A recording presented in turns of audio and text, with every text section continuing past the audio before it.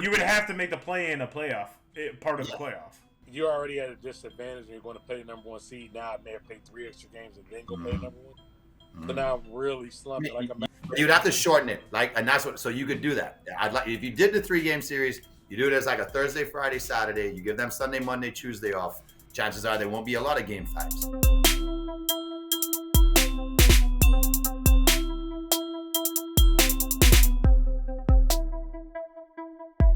Yeah, buddy.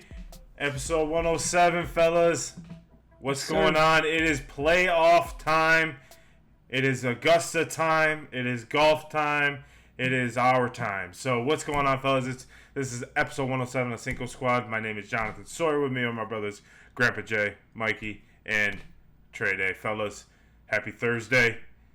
How you guys feeling? Indeed. Feeling good. Happy Thursday. Yeah, man. We're feeling real good. Lightning put the beat down on the Blue Jays, like I like to say, on the Maple Leafs last night. So things are looking good. I hope they didn't put the beating on the Blue Jays. The whole team. I tell you what. Kucherov is rounding third.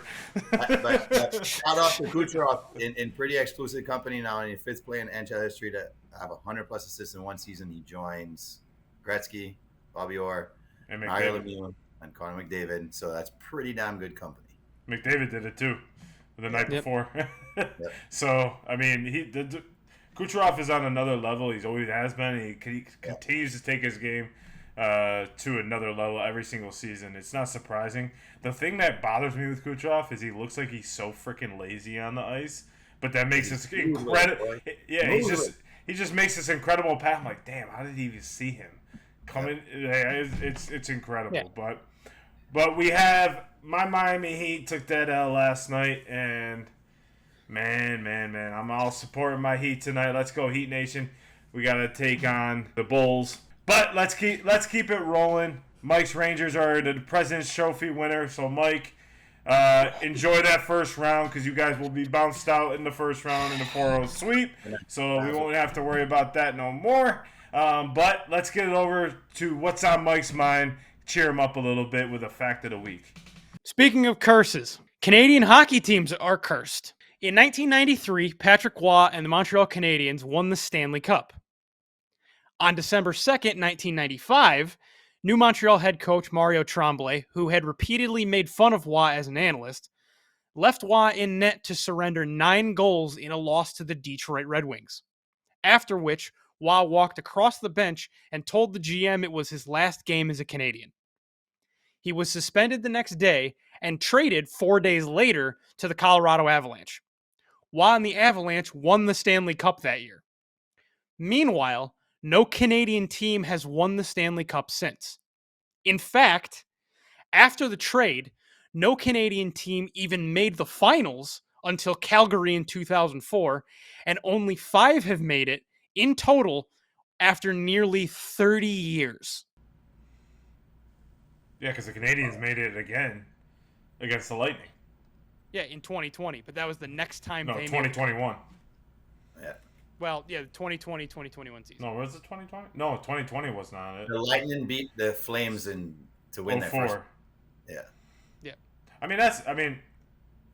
just feel like and the Canucks they're cursed. I mean, I really do. I mean, they just can't. I mean, the Toronto Maple Leafs for the last 5 or 6 years should have been a Stanley Cup contender, and they just flamed out every single year. And this year, last year of how this is going to go. Refer back to whatever episode that was, 70-something. The thing is that Maple Leafs might be in for it again this year because they drew the Bruins again in the first round for the 7th time in the last 9 years. Yeah, you say that. It's either the Lightning or the Bruins. They get the short end of the stick every time. Yeah. Well, they got the Panthers, and Lightning typically play good against the Panthers in the playoffs. So I wish I could go to those games. I was looking at tickets, and they're $500 a piece.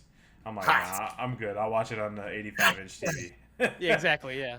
Just be comfortable at home, watch it. You just fly us all down with that $500 you're going to spend on tickets, bro. We good. We'll come watch it. No, you fly us down with your locks of the week. You tell us how to. Yeah, really. Let's get to your locks of the week because apparently I'm flying everyone down, so I got to put money on these locks. So take it away, Jay, with your locks of the week. Yeah, last week we had a pretty damn good week. We ended up 3-1 last week, so the streak continues. We are on a roll this month, so I think you guys might want to listen to these locks of the week this week. So it's playoff time, baby, and I'm going with 2 home dogs and 2 road warriors. I'm loving what I'm seeing with the Kings and Mike Brown. I really think he has his squad ready to play, and I'm excited because that's going to be a heck of a series if they do draw that 8 seed against OKC. But despite both teams missing pivotal players, you have to think the impact of Zion being out is a much bigger loss for the Pels, as opposed to like Monk and Herta not being available for these Kings. So give me those Kings to cover the spread at 1.5. My other road dog, the Suns have the T-Wolves numbers. And I know of all teams for the T-Wolves to draw, they were like, why the hell do we have to get the Phoenix Suns? They beat them every time they played this year. And even though they're a great defensive team, I'm excited to see what Katie Booker and Beal are going to do in these playoffs because I think they're going to go loco in this series. So give me the Suns to win straight up. And if you're afraid of that, just take them at 1.5 points. But you might as well take them straight up and earn yourself a little more moolah on that bet. And of course, my 2 home dogs, I'm going with the no-brainers of the weekend. These are Saturday games, the Nuggets and the Cavs at home to win their openers with huge efforts from their 2 stars, Donovan Spider-Man Mitchell and Nikolai the Joker Jokic, who will win another MVP this year. Cavs are going to cover that at 4.5. And the Nuggets will cover 7.5 because they're going to beat Trey's Lakers by at least double digits. So let's wrap that up for you so you guys know. You got 4 locks this week. You got 2 road dogs. Take the Kings on Friday night to cover that 1.5 to get into the playoffs and win that last play-in game. Take the Suns to beat the Wolves in game 1 because the Suns have their number. That's straight up. Take the Cavs by 4.5 to beat the Magic. The Magic are definitely the Cinderella and everybody. They're the love story. Look at these young Magic. No playoff experience there. Give me the Cavs at home. They're tough to beat. And love the Nuggets in game 1 to beat the Lakers by double digits. That spread is 7.5. So go ahead and take the defending champs to go ahead and defend home court in game 1. That, ladies and gentlemen, is how you win 4 games over the weekend and start your playoffs off feeling great. And right here on Cinco Squad is where you find the locks of the week. You can thank me later. Yes, it's not going to be as easy for Team USA to win the gold. I do expect them to win the gold, but it's going to be more of a fight. Honestly, I would with that last spot, I wasn't big on them giving it to Kawhi Leonard. Reason being, we don't know if Kawhi's healthy half the time for the Clippers. You go over there, you take 12 gentlemen overseas, and then let's say Kawhi's knee starts swelling up like it's been doing during the season, and then now he's not available to play. Also wanted a little more size, especially because Team USA isn't the biggest roster. When you look at a lot of the NBA bigs, they're all playing from overseas. So when you look at Jokic, Wemby, Gobert, a lot of these guys, they're all from overseas. So I would have considered a couple other people possibly in that spot. I mean, yeah, Jalen Brunson would have been great, and I know he's a little man. That would have been fun to have. Mitchell would have been great. Kyrie would have been great. But going off the board a little bit, I would have considered honestly putting somebody maybe like a Jared Allen in there just to get a little more size, to have a little more help with rebounding. If not him, Chet, young guy. Every time in the Olympics to the past, whether it was bringing Shaq or somebody like that, we always used to bring a young guy. That could have been the young guy for this. Chet brings a certain amount of tenacity, and I think he actually would have been good for Team USA. Plus, he would have grown a lot. If not, Miles Turner, rim blocker, plays good in the paint. That would have been a fun guy to have on the team. You have enough shooting. You have enough guards. You have enough guys that can control basically the way the game goes. And I just don't know. With having Kawhi there, Anthony Davis gets hurt a lot. Embiid right now is playing hurt in the playoffs. I would have wanted to make sure we had another person we reliably could feel like would be healthy by the time we got to Paris and Olympics.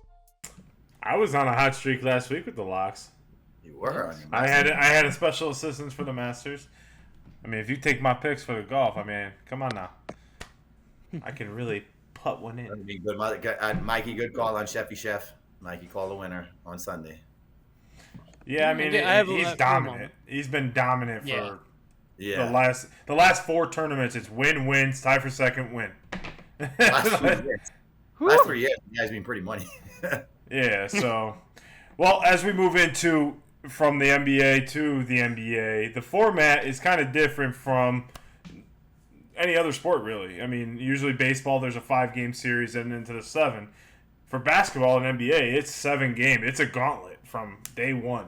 And same with the NHL, too. So what do you guys think about these 7-game formats from the jump?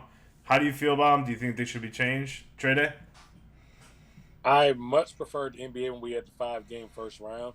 I just thought it was a different type of intensity because these lower seeds, if they can mess around and win game 1, it changed the entire flow of the series. Usually, the best team's always going to win with 70. You do want the best team to win, but I just like something to have the pressure to that.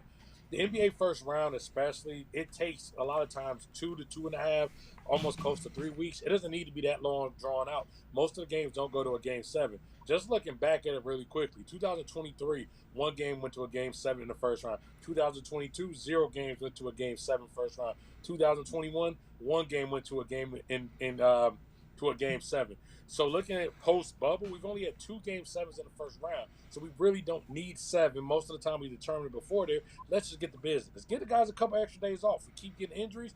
Why add extra pressure in the earlier rounds to get players beat up? Just on the later rounds, we don't have as many healthy players as we need. Just ain't worth it to me. To that point, I mean, it's the same thing we say every year, is that the NBA season is way too long, right? If you're not going to shorten the season, which they're not going to do because that's throwing away money, then you have to shorten some sort of the playoffs, because it's also a wear and tear. You're playing these playing games, right? So a lot of these playing games, I mean, most likely the 1 seed's going to win, right? Unless it's like, the Miami Heat or any of these like teams that are just played with a gauntlet. Go Heat. But when we're looking at these playoffs, they need to. I mean, baseball's kind of done it. I mean, the Dodgers got beat last year, and they've kind of adopted that mentality where Dodgers were down 1-0 to Arizona, and then now they got to then 2-0, and it's like, oh shit, now I'm 1 game away from elimination. You got to go out and fight right now. So I feel like we're gonna get better matchups, better play, better viewership, right? So a lot of people don't watch until maybe like game 5 or 6, because the first 3 games the guys are just battling back and forth. Like, I don't remember a lot of the games in the first round because I wait until, okay, I'll watch. But unless the Heat are in it, I'm not going to watch. So I kind of agree. I would like to see a 5-game. But I would also like in the play-in game, I'd like to see a 3-game series in the play-in. And I'd like to see them make that a playoff. And I've been the biggest proponent for that. Like, you're going to make this, and this is not part of the season. You are making it a part of the playoffs. Make it the playoffs.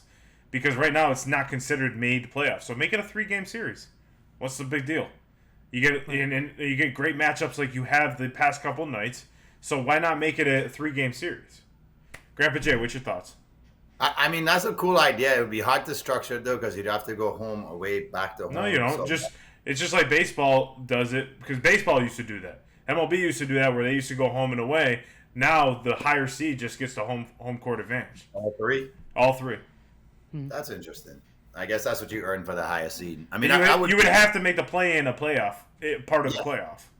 I mean, I guess I get that. The only thing to that is you're already at a disadvantage and you're going to play the number 1 seed. Now I may have played 3 extra games and then go play number 1. So now I'm really slumping. You would have played 2 anyway, though, right? So you're just adding 1 extra because you played 2. If you're going to play the number 1, you lost game.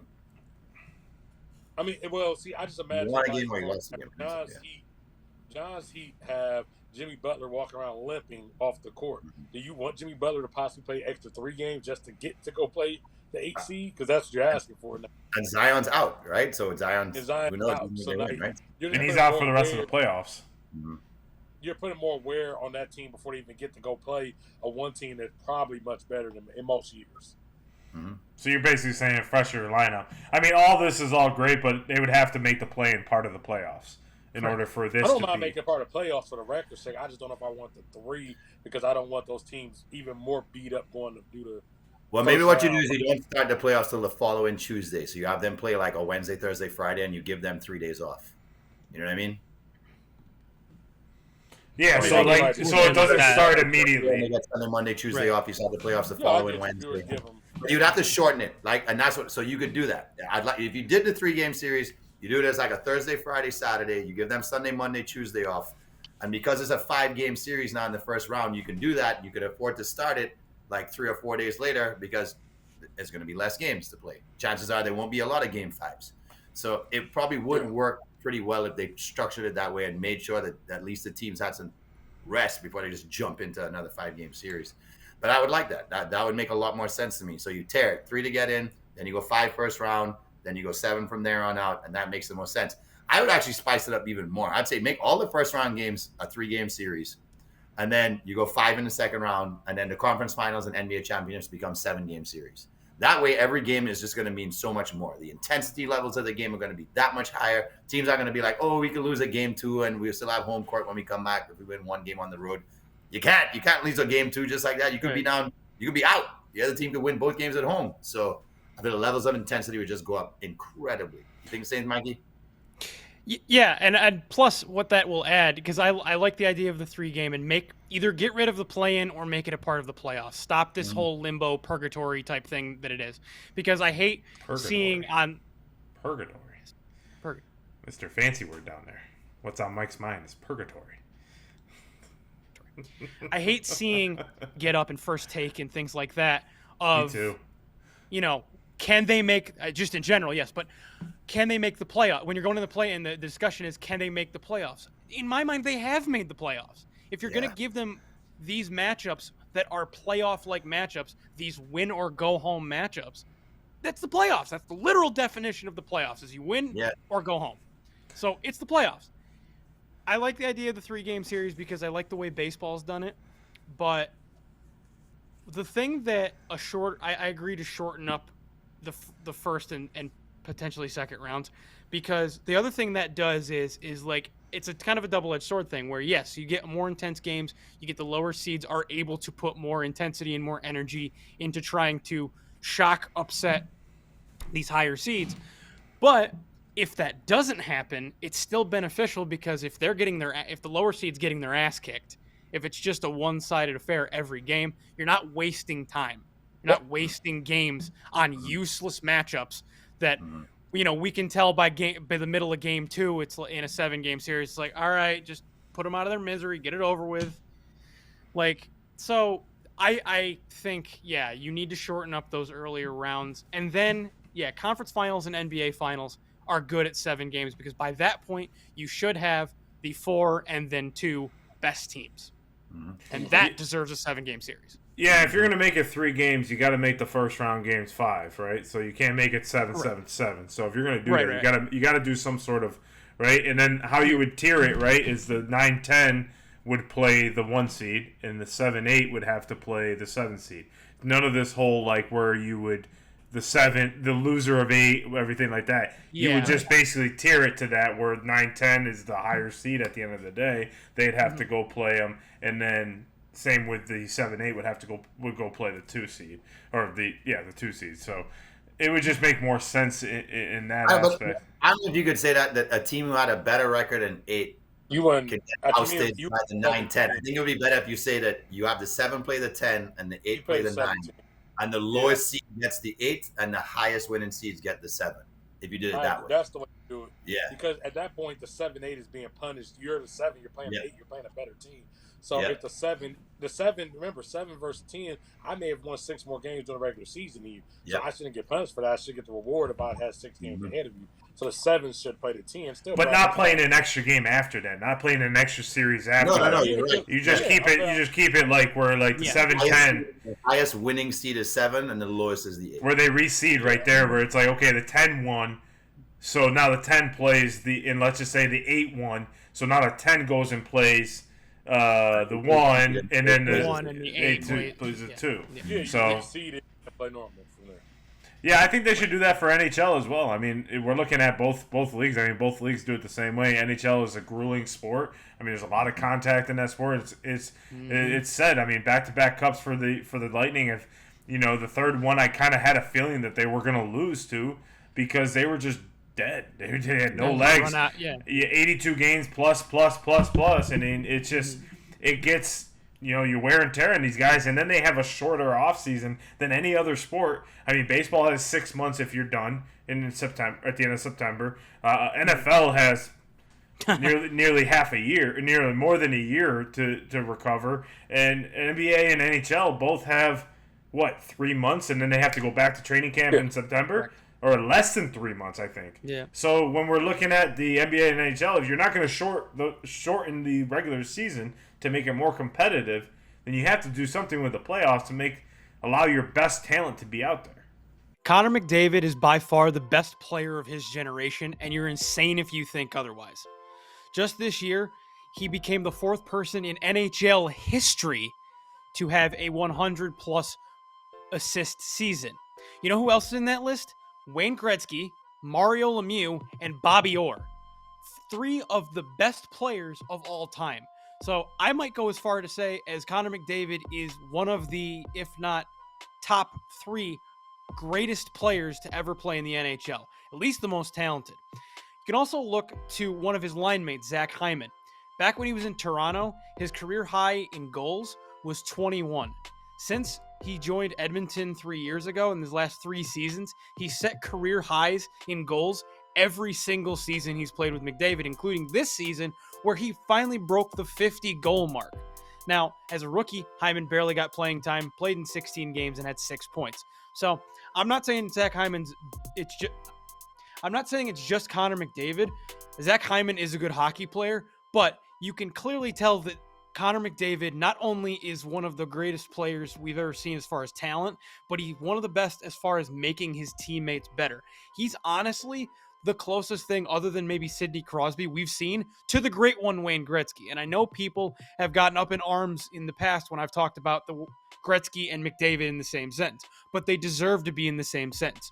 So give Connor McDavid the respect he's due if you don't already, because he is a generational talent that has been more than we ever hoped for. And I'm excited to see what kind of numbers he can put up for the rest of his very long career. About the NHL and NBA, how do you think, because engagement is, I don't know if it's been down since the parity in NBA is kind of built up, but I feel like how can the NBA build up their viewership throughout the regular season? It's 82 games. What do you think, Grandpa Jay? You got to go back to creating the East Coast, West Coast rivalries that draw people in. Like, you have to create the villain and the hero. Like, you have to try and script it in a sense, so people kind of feel that connection and they want to be a part of it. So, and those teams, because there's that hatred between them, it's going to feel like a playoff sort of game. And you have to pinpoint it. Like, NBC used to have key games on Sundays. Like, I grew up, couldn't wait to see a Knicks Bulls matchup, or at the time when Phoenix was balling out and the Supersonics were also like one of the top seeds in the West. Like, you looked forward to that. Like, this is what I want, heading into the summer on a Sunday. Like, give me these great matchups. But you don't really have any key rivalries anymore. Like, nobody gets super stoked for a Celtics-Lakers game. And I think that's what the NBA is lacking on the NHL side of thing. And look, the NBA is trying, right, with the in-play tournament, like the play-in tournament. I mean, the in-season tournament. The NHL is trying different venues and outdoor, and then making their All-Star game their All-Star weekend a lot more splashy. So I feel like trying to do things where, like, you're saying, look, like, engage with us. Here's the exciting moments in our season. I just feel it's hard because, like you said, we keep talking about the length of the season. The players kind of have to know that it's a marathon. So they can't come out in the first quarter of the season, even though some of the games are highly entertaining, and give you everything. I think teams are figuring each other out, figuring themselves out, whatever it might be. I think the only way they could really do this is I don't know if it's any sort of a gimmick way you do this, but you almost have to force rivalries. You almost have to try and create them and make a big spectacle out of them.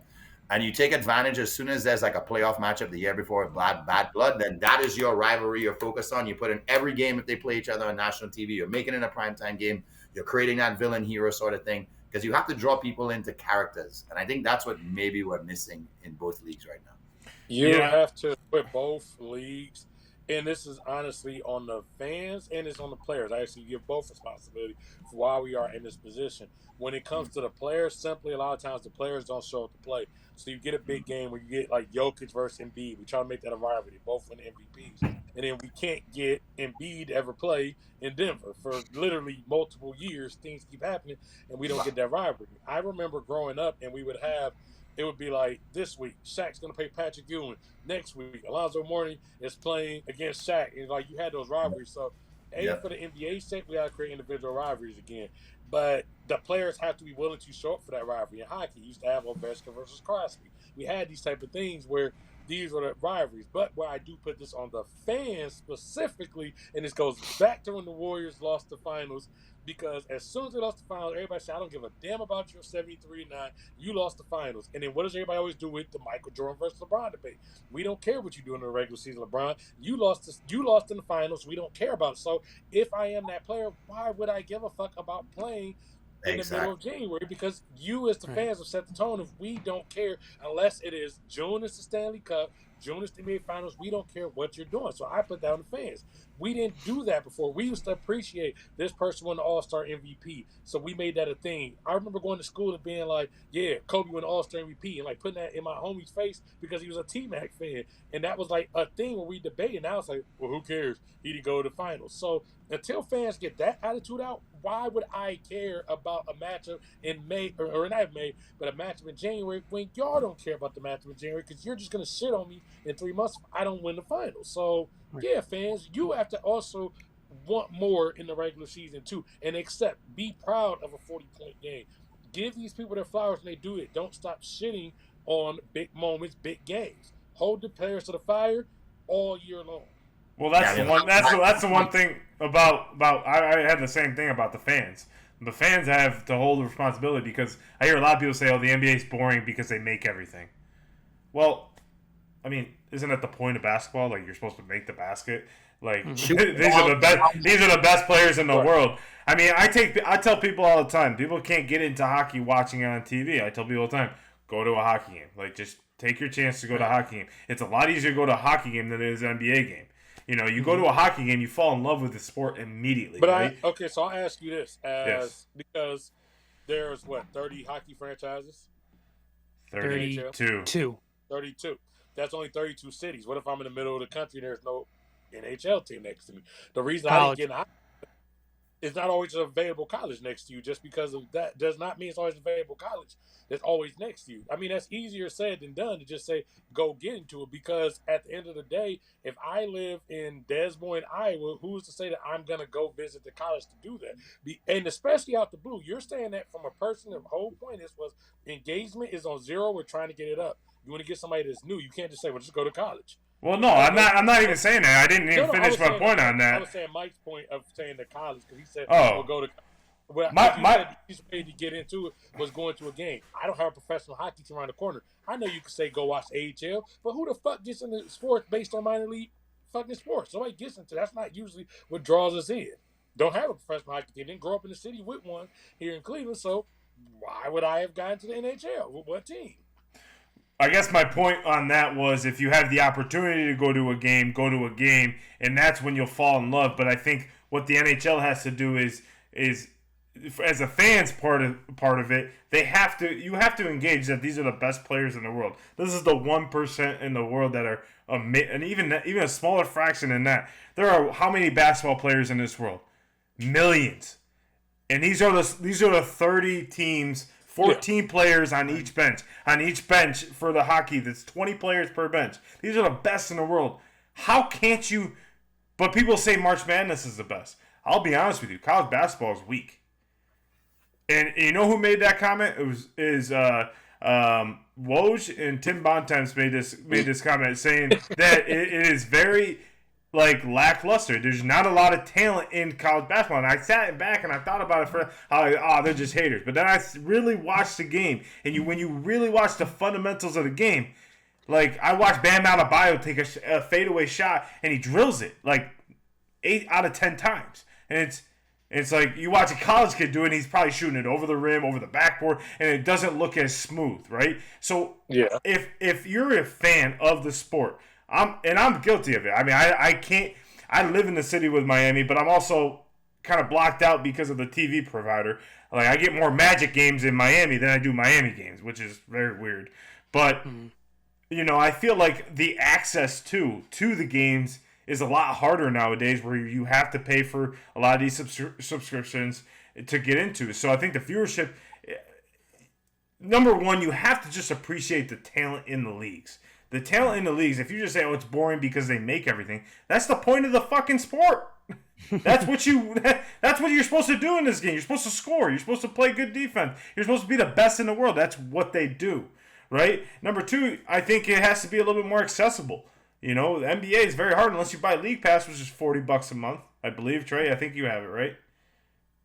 I mean, I had it, but they gave free promotions and stuff. The NBA does. They give a lot of free promotions for League Pass. People. I feel like they do a lot better than any other sport. Yeah, and they promote it a little bit more. They had a FanDuel thing where if you just bet $5, you got 3 months for free. Like, I did that at one point, and then pay $20 for the other couple months of the season. So I paid basically $50-$60 this whole year total to get league pass. But to your point on everything too, everything. Before you move on, let's go back to your point there about saying, well, the pros and the quality of the game is so much better. Well, yeah, because this is you playing for a mortgage now. Like, you're playing for your life. So you're going to hire a shooting coach. You're going to put the extra 3 hours in the gym. You're going to do what it takes to make sure that you can pay your bills. The college kids, they're out there just flash. A lot of programs don't even have that team pride anymore. So it's like, give me the ball. I'm going to shoot it from anywhere. Everybody has a green light. Anybody on the court can shoot a three. It's not, the discipline of the game isn't there anymore, where the shooting guard is the one who should be shooting. The point guard who's a good three-point shooter. Anybody's going to pull up, because the schematics of the game are we have to take 18 threes as a team. So it doesn't matter who's open. Just take the open shot. And it's a low-quality shot, because a lot of times the teams might defend so well that the person running off the ball screen is the guy who they want to shoot that three. So I think a lot of times it's forcing teams now to be smarter defensively college-wise, because it's easy to get that person who shouldn't be shooting the ball, but analytics say shoot it anyway.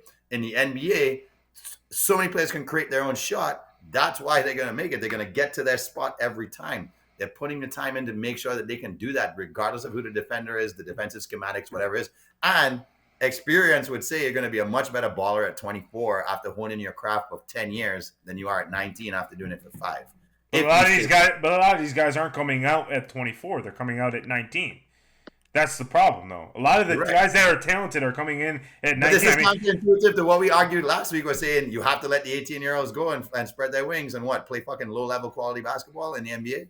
But, I mean, they're not. They're the best player. Scoot Henderson is probably going to win Rookie of the Year. No, Wemby is probably going to win Rookie of the Year. Wemby would definitely win. But he's 18 years old. Yeah. So, and we're talking about Wemby he's the next great thing, right? So, no, we don't talk about these players they're doing these crap. But, I mean, when I see a lot of these guys come out from one and done and they're 19, I mean, a lot of times we look at a lot of these players this guy must be 35 years old, and he's only 24. And it's because he's been in the league for 7 years already. So my other thing too, my other gripe to that is the fact that I feel like you need to make the games more accessible to go to, in the sense of price.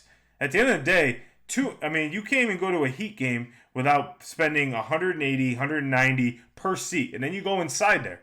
Look at it. I'll say it all right. Augusta National does. You have to spend a lot for a ticket. When you get inside there, the concessions are dirt cheap. I sent you guys that photo. I was like, damn, concessions are dirt cheap. And if you go to the Falcons Stadium, what? Not the Pro Store, though. Well, the Pro Store is actually reasonably priced. People just spend a lot of money in there because it's a once-in-a-lifetime opportunity. And I guess that's the other thing, too, right? It's a once-in-a-lifetime where NBA and NHL rings are there all the time, so you can get to 82 or 41 games at one point. So I don't know. I just look at it make it more accessible for fans. Yeah. Have some fan nights throughout the season. Allow some discounted tickets. Allow some opportunities for people to go and enjoy the game at a certain level, not sitting up in the 600 section and seeing a bunch of mice running around on the court. So, Mike, you've been silent down there. What you think? Yeah, so I kind of looked at this from two perspectives, or the two ideas I had that they could do. First of all, it kind of goes along with the whole rivalry thing that Jay had mentioned. It was embrace your history. NBA and NHL have long histories of their games and their leagues, rivalries, championship games, star players, things like that. Lean into that. Lean into what you've done before to help market what you can do now. For the NHL perspective, obviously I know a lot more about the NHL and hockey than I do the NBA and basketball. Lean into the original six. I feel like the NHL's gotten away from the original six. And yeah, there's been fluctuations where, teams have been good and bad, and so you focus on the good teams and not necessarily the bad teams.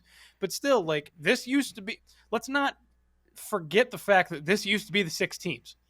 This used to be the only 6 teams in the whole league. So they had to play each other a whole lot. So those 6 teams have a shit ton of history with each other. Mm-hmm. Fighting for the Stanley Cup, fighting for the NHL championship, whatever time period it was. But there's a lot of history. Everybody hates Montreal. They got 24 cups. Everybody hates them. Deep down, as a franchise. But that's the thing. To that point right there, yeah. I don't hate Montreal. and I know they have 24 cups. So, like Trey was mentioning, they don't lean into that. They don't lean into those at all, because at this point, when I look at Montreal, when I have kids, Montreal will probably still be garbage in the bottom of the league, and they'll be like, they won 24 cups, yeah, back in like the 60s and 70s, not like over 100 years. Notre Dame. We won one in the 80s. You said that, I literally just in my head flashed like, this is what my point about Notre Dame football. Why do we still have to watch them every week? We have adults with adult children who haven't seen a championship. No offense, Mike. Trey, at least we've seen them go there and get their ass kicked. Yeah. Bring back Miami and Notre Dame football. Exactly. Yeah, exactly. The conference versus Catholics. Thank God we're not forced to watch the Montreal Canadiens all the time. Yeah, no shit.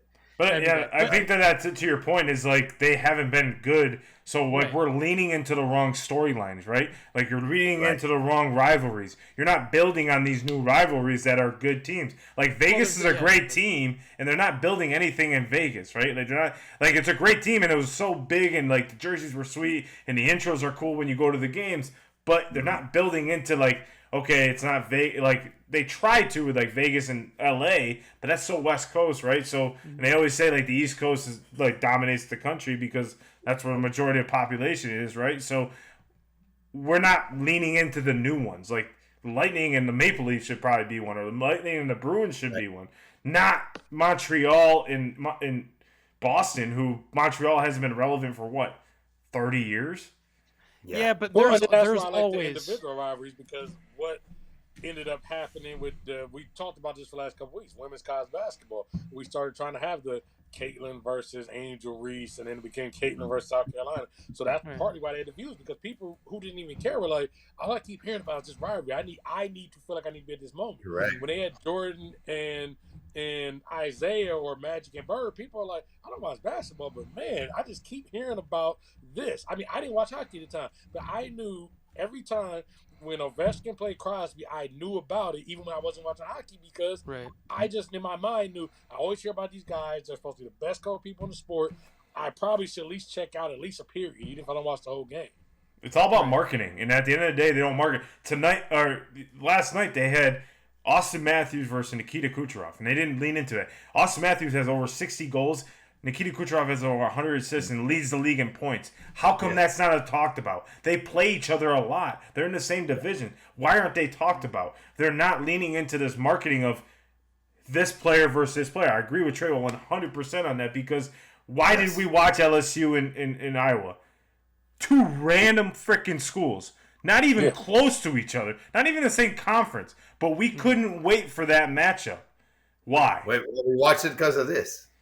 Right? They set the two That created the narrative. So, no, the ring. The villain versus the hero. You created the storyline, and they took advantage of it. So you're right. They marketed the right way. Who do you want to cheer for, the villain or the hero? And don't get me wrong. I think Adam Silver is the greatest commissioner. I think Adam Silver is one of the best commissioners of all time. Don't get me wrong. I think he's always trying to innovate the game and always trying to get people. So, if he hears this, I hope he does. Like, build some rivalries, start some shit, poke some people. Like, we had Draymond. We were desperate for that Lakers Celtics finals last year, and it didn't go either way. The NBA was desperate for it. That's what they needed.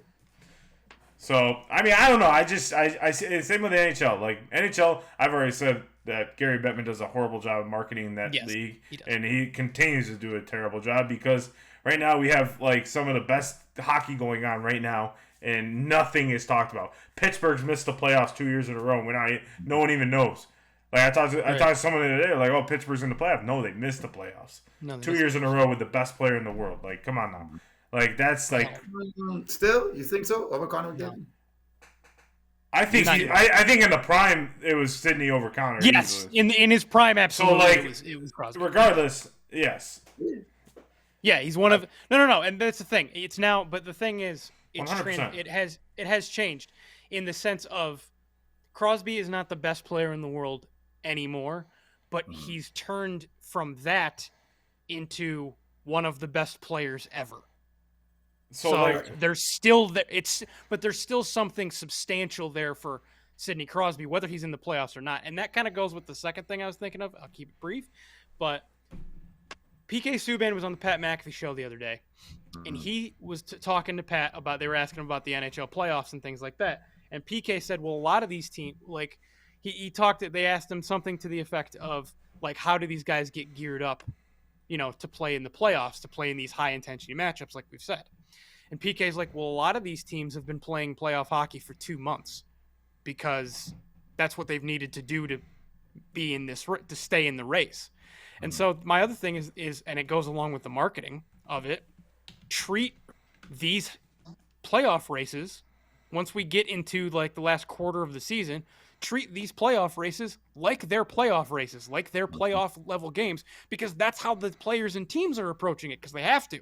Like, if they want to get in, they have to play with the same intensity that they have to when they get to the playoffs to even make it. So treat it like that. Market your players better.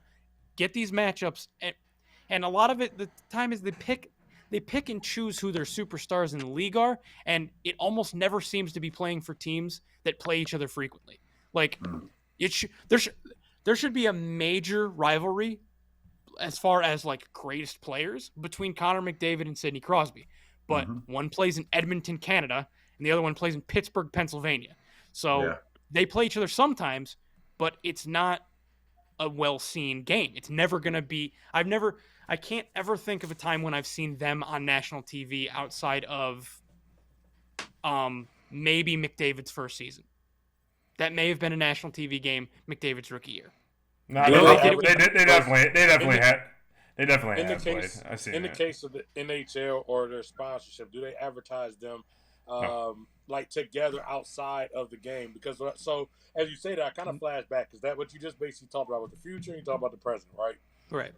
Yeah. So I remember back as Kobe was starting to get older and LeBron was starting to come up. I remember like Nike's like doing the puppet ads. They're starting to put them and stuff. We start watching like they were marketing that. So you had the Kobe fans that are still like, no, we're holding on for the last grass. He's the best player. The LeBron fans like, no, he's passed him up. But they did a good job at that time of really honing in on the future versus the past. And them two only play each other twice a year because they were on different conferences. But the NBA, Nike specifically, did a really good job of leaning into the passing of the torch or the I'm holding my torch longer.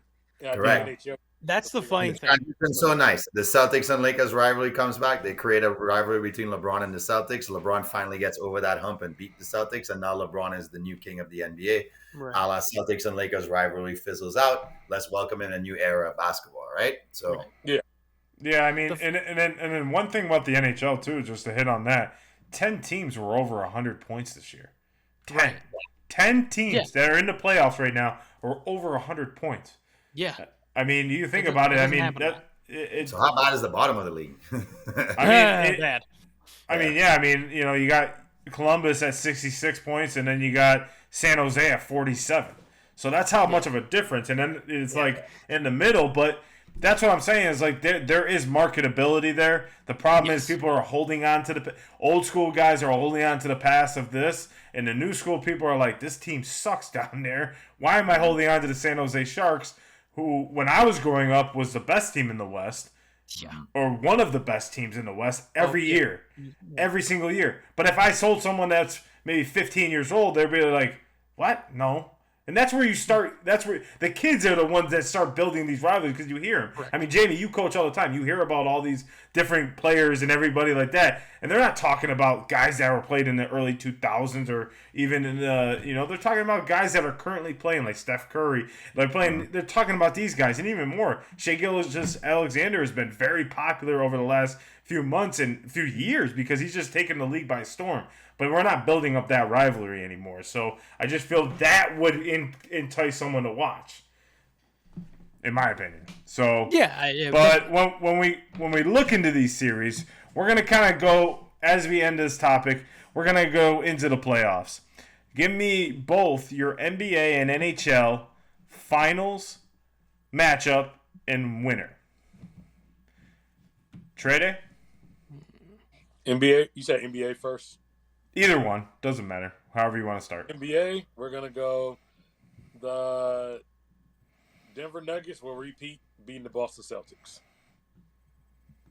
In For the NHL? NHL, we're going to have, introduce to you, Mike, the Winnipeg Jets are going to defeat your New York Rangers.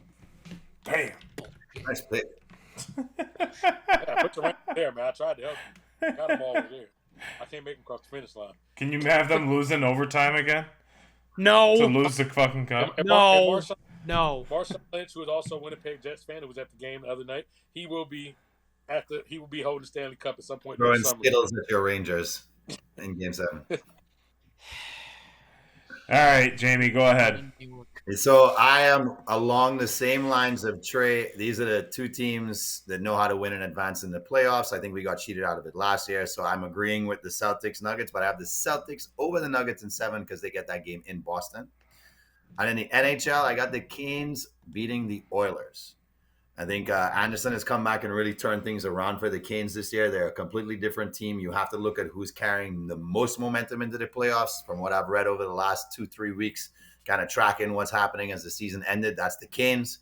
I know you look statistically, it'll be a really fun series because the recipe for success, they say, is, well, you have to have a great defense. Okay, well, the Canes allow the fewest shots on goal, and the Oilers, of course, with McDavid and Drysdale, have the most shots on goal in the league. So you have two contrasting styles, and I think that'd be a great Stanley Cup. And I'll actually take the Oilers to finally hoist one because it's about time Connor McDavid announces himself to the world. It's kind of about the same time frame that Sid got into the league. I mean, no, Sid was 6 years. Connor's been in almost 10, I believe. Mm-hmm. Mike? Close to 10. 7, 8. So this is about when Sydney's got his first one in 08 or 09. One of the two. Usually NHL and NBA has this in common. Usually your superstar right around 6 or 7 years take off. Yes. LeBron right around year 7 wins his. Jordan does NBA. Kobe was 5 because Shaq kind of came over, right? So, right. Kobe was 5, but Kobe Shaq was 7. Yeah. All right, Mikey, go ahead with yours. Oh wait, Jamie, did you did both yours or no? Yeah, he did both. Okay. All right, Mike, go ahead. Yeah, so for the NBA, I agree. I'm going to stay with you guys and say the Celtics and Nuggets. And I agree with Jamie in the sense that this is the Boston Celtics year. So I think the Celtics will win, maybe in 6. And in the NHL, I must. The New York Rangers will represent the Eastern Conference. The Western Conference, I think, is going to be a tough one.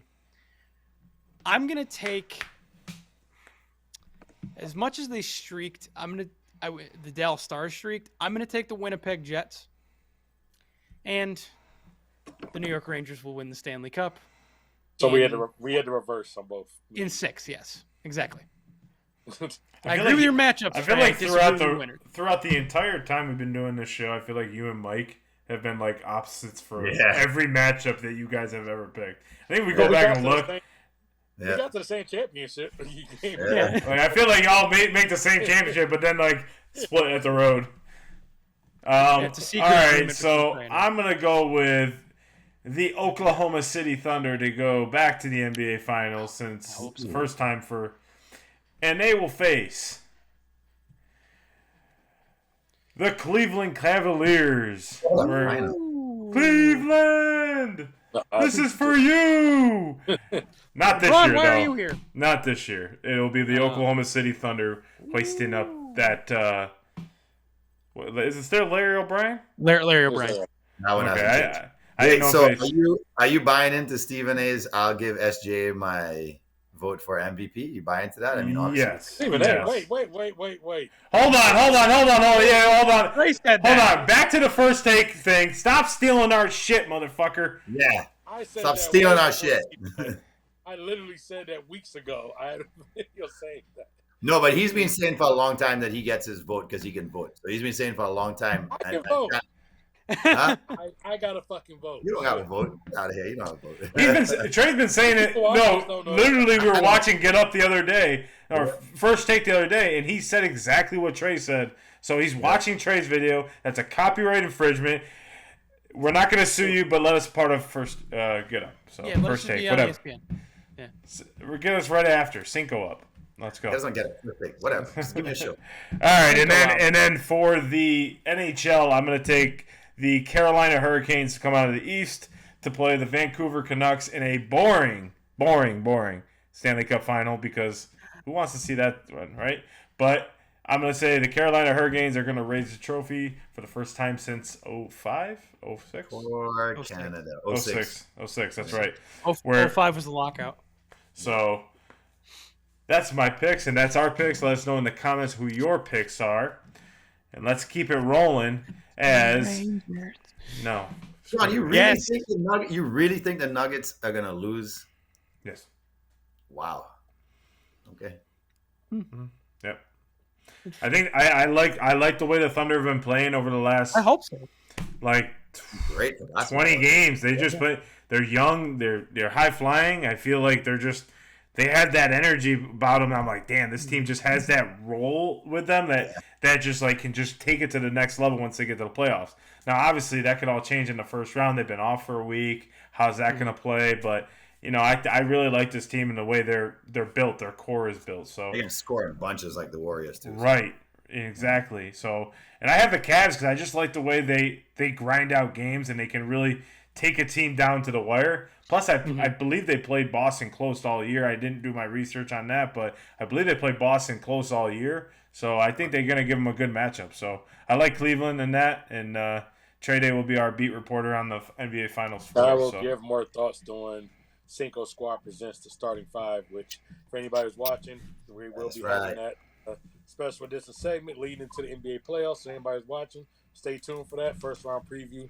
We have a show coming up for that. Welcome back to Lexington, Coach Mark Pope. It might be too early for me to say the Wildcat Nation is back, but we landed the only coach in the country that would bring this much instant passion to the campus and team.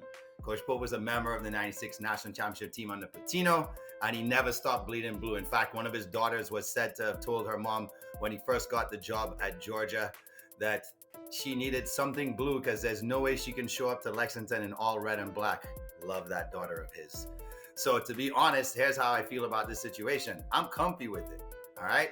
And I think he's comfy with it too because he was already bleeding blue and white. I think that's why he took the BYU job anyway, because they're a blue and white team. But although we may have lost out on an incredible incoming class and they might run over to Arkansas with Coach Cal, Coach Pope is ready to introduce his high-tempo offensive NBA style of play, which is where the SEC is headed right now. You got the likes of Florida, you have the likes of Alabama, and these teams can score the damn basketball. So Cal was great for creating pros, but my gut says that Coach Pope will be great at producing champions and championships in this new era of Wildcat basketball. Let's go, Cats! As of late, we see all these big-time athletes, baseball being pertinent in one of them, with all pitchers being hurt with Tommy John surgery, NBA players, NFL players injured a lot. But does it start more when these players are young? So is it demand on young athletes to be all in on their sport from a young age, create greater legacies or bigger busts?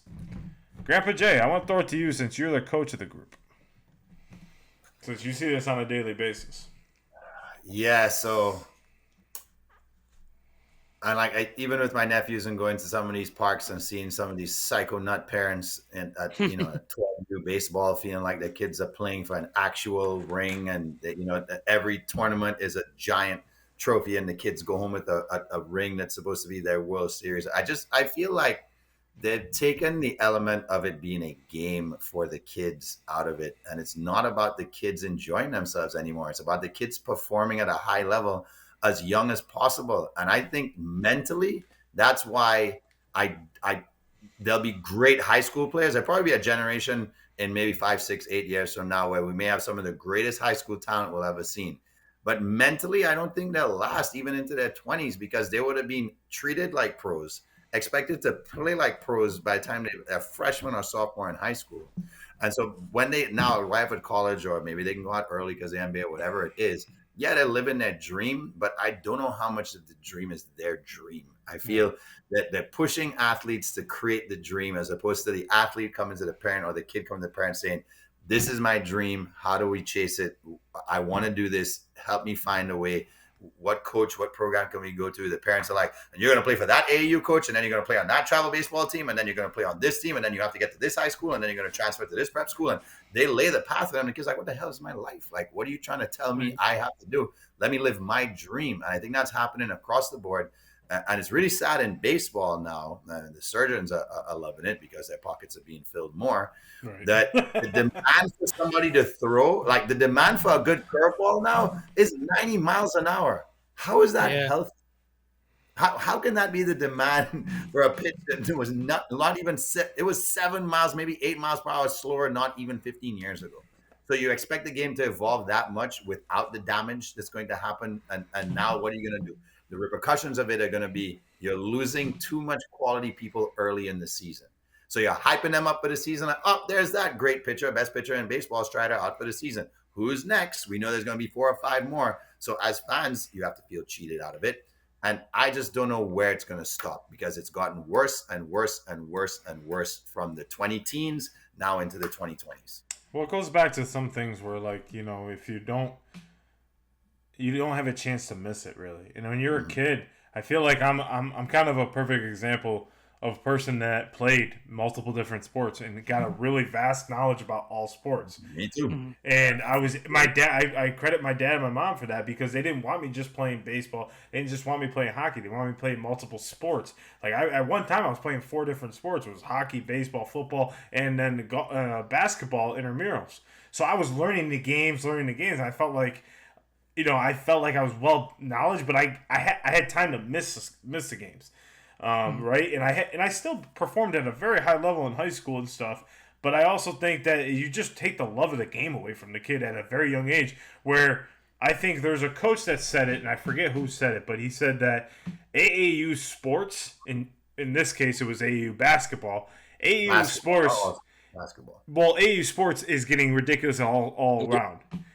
So AAU basketball is ruining basketball because these kids are playing on a weekend. And I have a buddy who's a coach of an AAU team, and I see his Facebook posts about how they're playing constant. And I'm like, golly, man, they're playing like 7 games in one day. How is that fun for? I mean, it's fun for the kids. At some point, they got it, and it's weekend after weekend after weekend after weekend. Right. And then I hear about your nephews, and I hear about their travel schedule maybe 3-4 years ago when it was springtime, and in my head, springtime for me was baseball season. But then once I got into like halfway through summer, I switched my roles to football.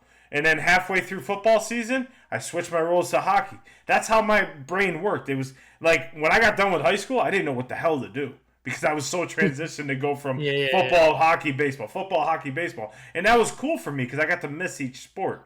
But I feel like these parents are just, they see the slightest bit of talent in their kid, and they're like, the next greatest thing. I gotta push. Let them love it. Let them want to be there. Let them want to do this. Because they may be this good at this, but they may dip their toe into something else, and they're this good at the other thing. Right. But you don't know because you never gave them a chance to go even try it. And I really, it's really exhausting. And the other thing that it's ruining is high school sports. My biggest thing growing up was my rival high school was Beeville, Baldwinsville, and CNS. Nowadays, and I had a player on my team who played for 1 season with us and then went to Junior A, which is hockey. Junior A hockey, which is another tier. When you're playing Junior A hockey, you can't play high school. It's not allowed. So you're taking away the high school experience where you're building up those rivalries. Where I guess it goes back to the viewership thing where I don't blame the kids because they're playing with all these talented kids and they're not able to build a rivalry. They're just playing with these kids and they go off to college and then they play against them a little bit, but it's all friendly, right? Like, it's all friendly. Then it goes to the pros and it's like, okay, they're all friendly. There's not that rivalry, that bitter rivalry like we talked about and saw back in the day. Where in high school, you built up a rivalry. Like, I hated my rival high schools. I told you guys, I fought the goaltender my first ever shift in high school against my rival high school. And I held that to my core. But I just feel it's ruining high school. It's ruining the high school experience. And you wear the kid out. Yeah. No, it's that's my biggest fear when it comes to this kind of thing is burnout. Yep. It's so high intensity. It's so forced upon them. And also tying it back to the whole viewership thing, not only the whole rivalries when you get these guys into the pro leagues, but just in general, my fear as someone that, someday wants to be a parent and wants to have kids that play sports is that we're pushing these kids so hard in these sports. They're going to end up hating the sports. And then obviously we talk about all the time, 1% of 1% are going to make, 1% are going to make college. 1% of 1% are going to make the pros. After that, we're wasting fans because I never made it playing baseball, but I love baseball. Like, I love watching and covering and following baseball because I grew up in that environment with my family and playing the game and things like that. But that was never forced upon me. So if you make these kids hate these sports, they're not going to want to watch it. And then you're losing a generation of fans. You're losing some fans that could be, some of your most diehard fans of the league that love the sport. And with the injury side of it, but Mike, real quick to that, the contribution could also be, you don't know what you could have got out of those kids as well as contributing to the sport. If you just let them, right? Yeah, maybe they become a coach. Coaches, scouts. And now they're impacting thousands of Yeah. people in their lives. They're never going to do it because they don't want to touch a field again.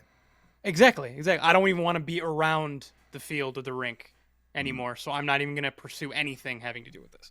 Yeah, and then with the injury side of it, it's, again, the intensity of it is, so for baseball, right? They travel baseball. They'll play winter ball tournament. A lot of these big travel teams, they'll play winter ball tournaments, fall ball tournaments, and they'll travel down south. And then they'll play spring ball, and then they'll play summer ball, and that includes little league and high school and more travel. And you're just playing and playing and playing and playing and playing. And eventually these kids, especially the younger ones, they're children who have not developed their bodies. I was told, so again, I can only tie it back to mostly my experience playing baseball, right? My dad always told me when I was young, when I was little and first really getting into the game, do not throw breaking pitches. I said, why? And he said, you will fuck your arm up. Mm-hmm. I tried to throw breaking pitches. I fucked my arm up. I pulled a muscle in my forearm. My elbow started hurting. And then I know not everybody has that foundation, that basis of family or a coach or whatever to be able to stop them and go, hey, listen, you're going to mess yourself up, and you could mess yourself up really bad if you don't do this right. So not only is it a chance to, I agree, you give these kids a chance to miss the sport and want to, and foster that flame of wanting to play by absence makes the heart grow fonder. Mm-hmm. But let these kids rest, man. Let them be chill. Let them be kids, for God's sakes. Seriously. Yep. I do agree, though, with the fact is depending on where they're at when they get into the high school years, that's when you start to push. Yes. That's when you start to show them how to train. That's when you show them how to do things in the right way. Because at that point, they're starting to develop a love for the game, and when they develop that love for the game, they then are now to a point where, hey, do you want to do this in college? And from college, where do you want to go from there? And if you're at the talent level where you're teetering, okay, I can be a Division I and get my way into the pros. Okay, well, this is what you have to do. Are you willing to commit? And then commit to that. A lot of kids don't understand that mindset, but they're forced to that at 8 years old, right? Correct. And I don't know. Trey, what do you think? Burnout culture is real. I mean, it's been going on for years. It's getting worse and worse.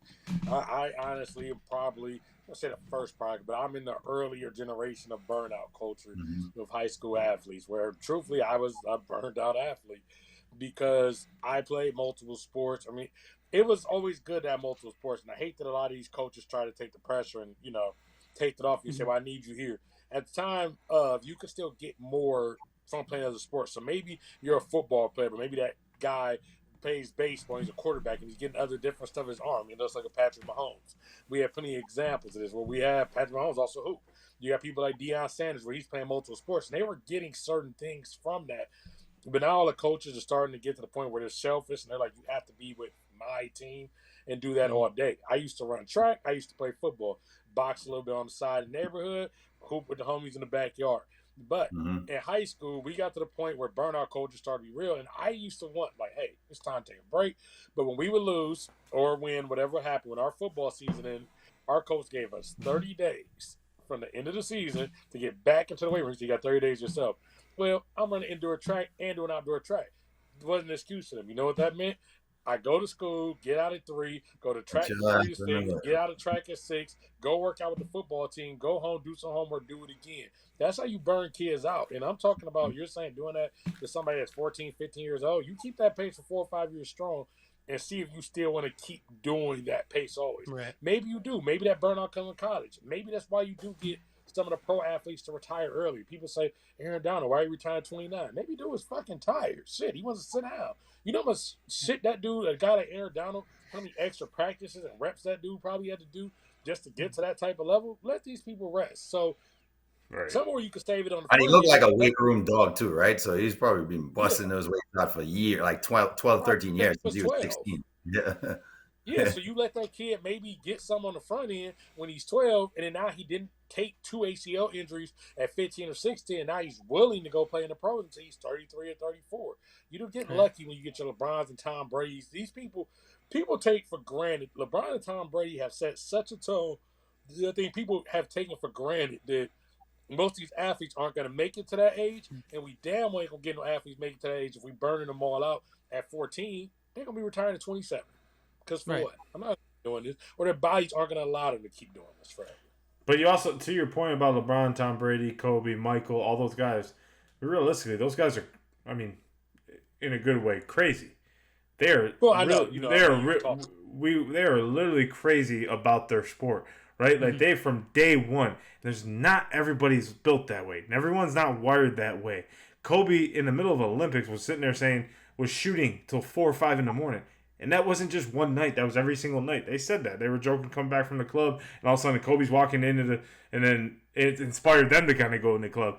Right. That's how these guys are wired here, right? And you can't force that into a kid. You can't. They either got it or they don't. They're not wired that way. They're not. These Olympic athletes that are going to Paris this year, they are wired a different way. Jamie, you were an Olympic athlete.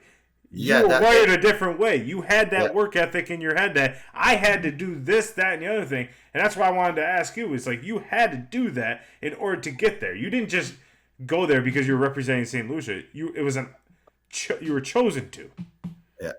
Yeah, it was a philosophical acceptance, right? Where at some point in your life, you have to know that it's all about self-growth. And what we see with these athletes is that's the obsession. The obsession isn't to be the best in their sport. The obsession is if I'm growing year after year, then of course I'm evolving. But I have to grow as a person, and the person then grows into a bigger role as whatever you are on your team.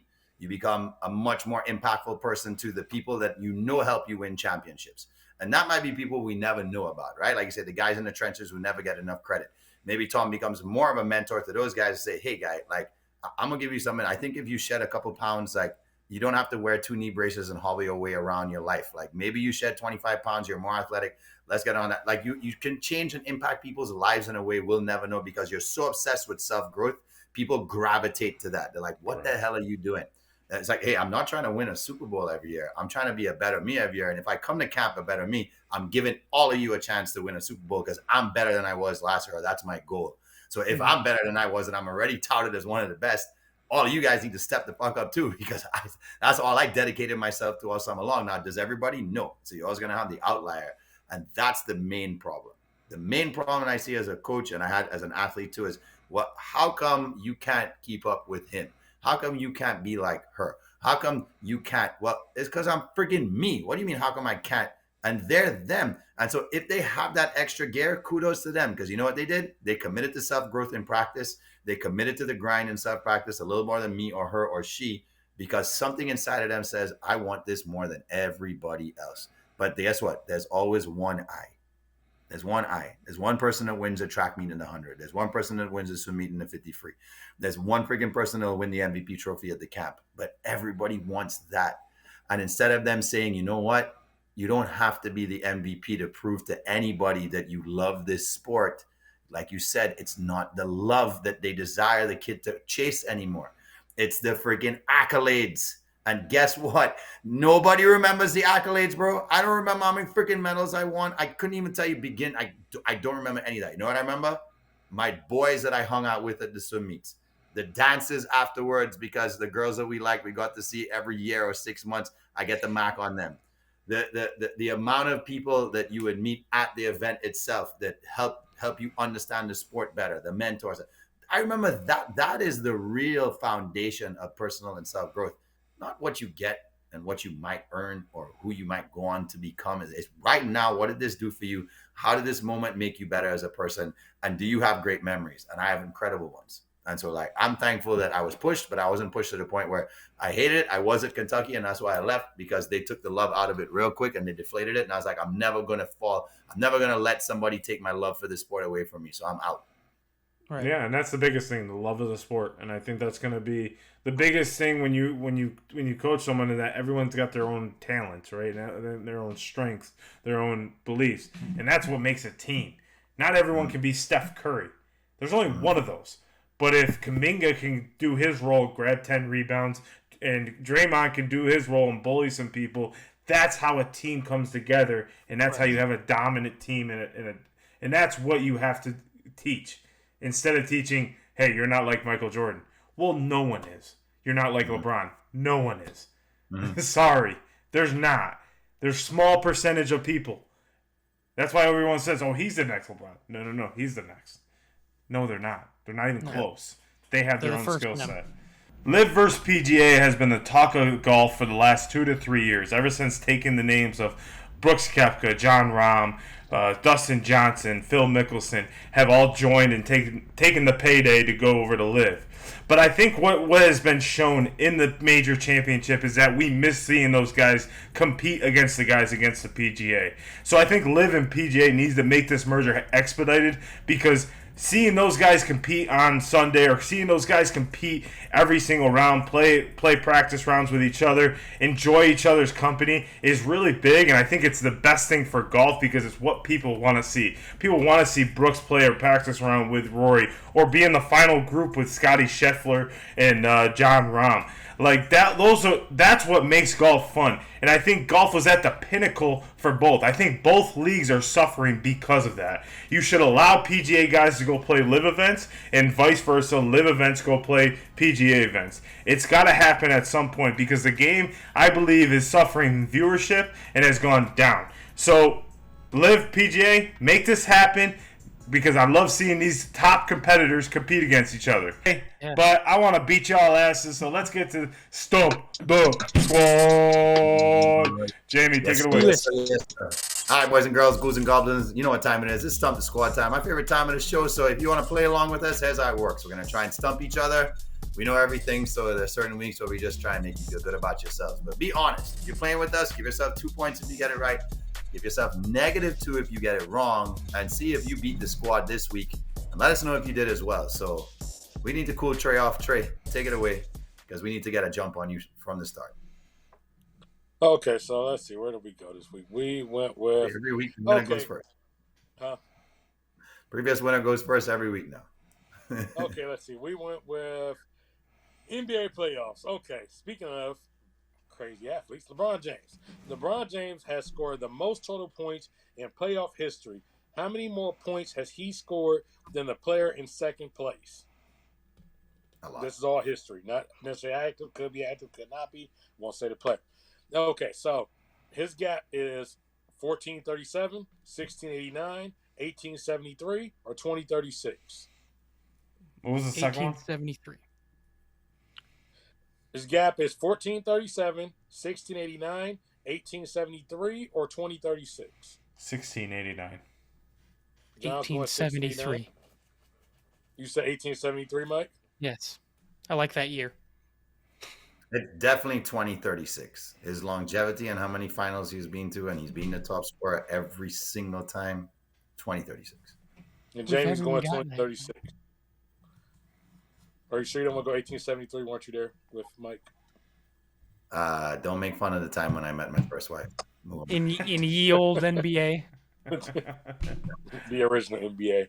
All right, so today I have successfully stumped Mike and John.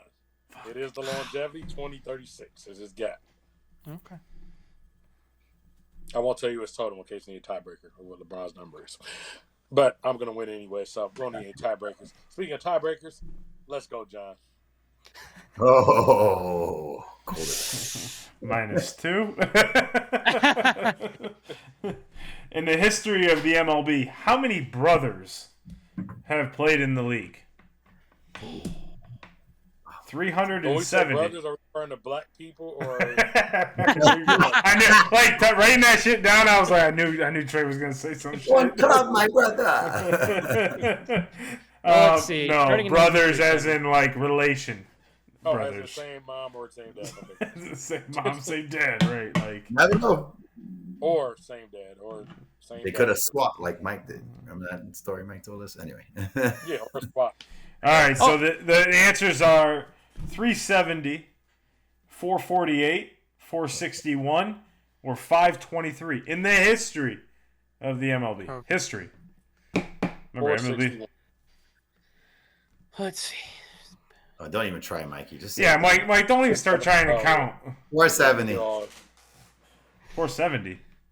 You said 470 as an option. 370. No, you said 370, 461, 470, and 562. 370, 448, 461, and 523. Okay, 448. Okay, Damn it.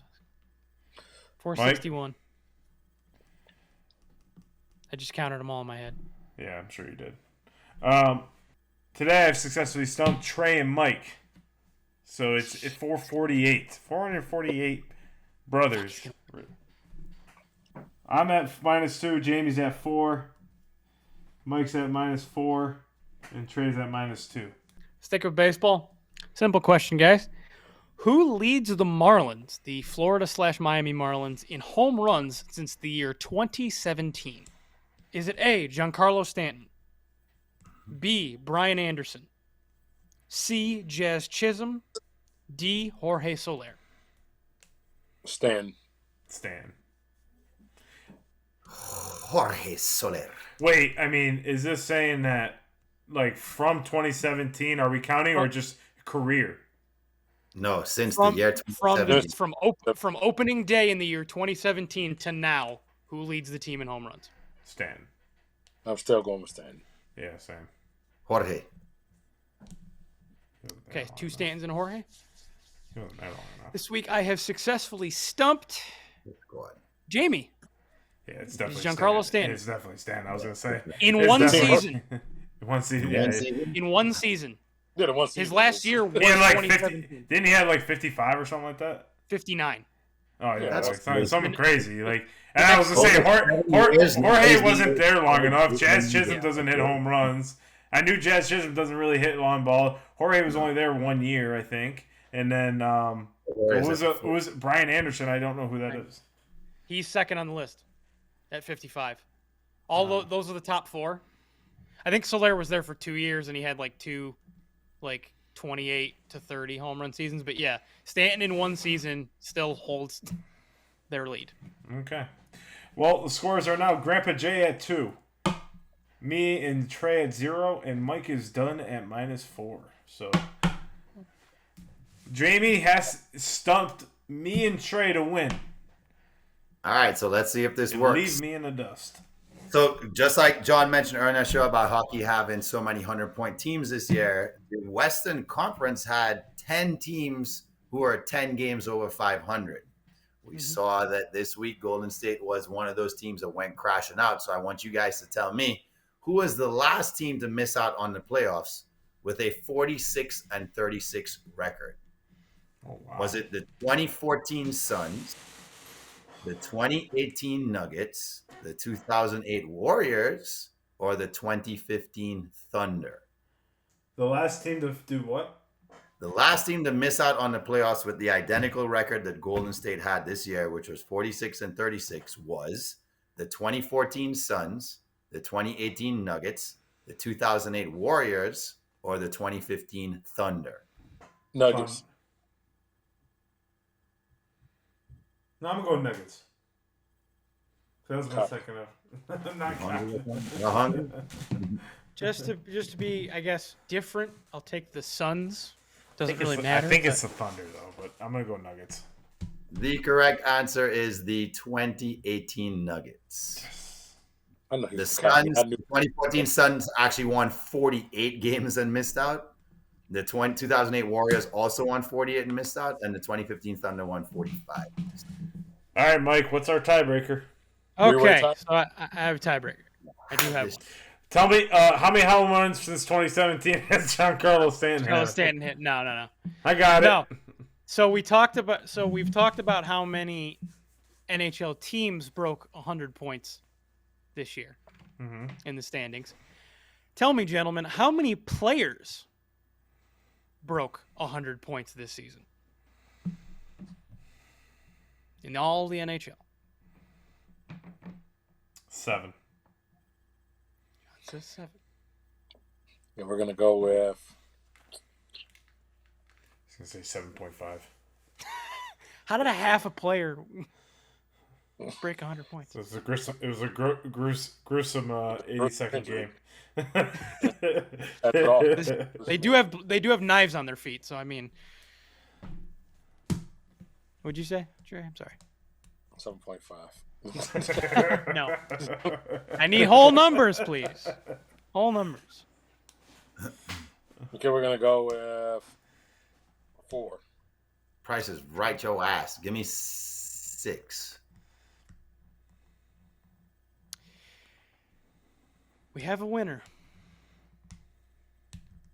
Our winner this week, gentlemen, finally breaking his tiebreaker curse. No. It's John Sawyer. Was it 9? 8. I knew it wasn't 4 because I actually just looked at it like 2 days ago. Oh, my gut said 9. I gave this one away. It almost said 9. I gave this one away. My diesel dunk. It could end up being 9. The Maple Leafs do have one more game to play as at time of recording, and William Nylander is 2 points away. But either way, John would have won. Damn it. Gotcha. So I'm episode 107. 107. Trey Day's at 3 wins. Mike's at 2. And I'm at 2. And Jamie, sit down there. Sit down there at 1. Hey, I'm still rocking the championship belt till somebody else grabs it, man. I'm the champion until one of y'all take it. Show us the belt. Show everyone the belt. Oh, it's not real. He does have a belt. That's the belt, baby. You gotta show it quick so no one sees like it says fantasy football. Just put it away. Right into the light. So, bring it through the lines. fellas, we got playoffs coming up here, and I'm excited for it. NHL playoffs is my favorite time of year. NBA playoffs. Hopefully my Heat get into the playoffs and when we post this show. But everyone, thank you for tuning in. We apologize last week for the technical difficulties that we were enduring. We will have the show up hopefully soon. But any final thoughts heading into the weekend? Let's go Rangers. Yeah, come on, man. Playoff times. Let's go. Playoff time. What else we have? NBA to be relevant. Playoff. Please Yes. win the cup. Please. And everyone, make sure you tune in next week as we will be doing an NFL draft show live. Yeah. Just not from anywhere. We're just going to be doing it like this. So make sure you tune in. It's going to be a long show. So if you want to join a little bit, pop on in. We might have Dave come on and in his 37 locations that he'll be in his house. So maybe have Brandon, maybe have Idris come on. We're not sure, but make sure you guys are tuning in. And then also hit our socials at Cinco Squad Pod 05. Make sure you go to Twitter, Instagram. We're always live there and always going tweeting, so make sure you engage with us. But we'll be back here next week for NFL Draft episode 108. See you guys next week. Cinco Squad out.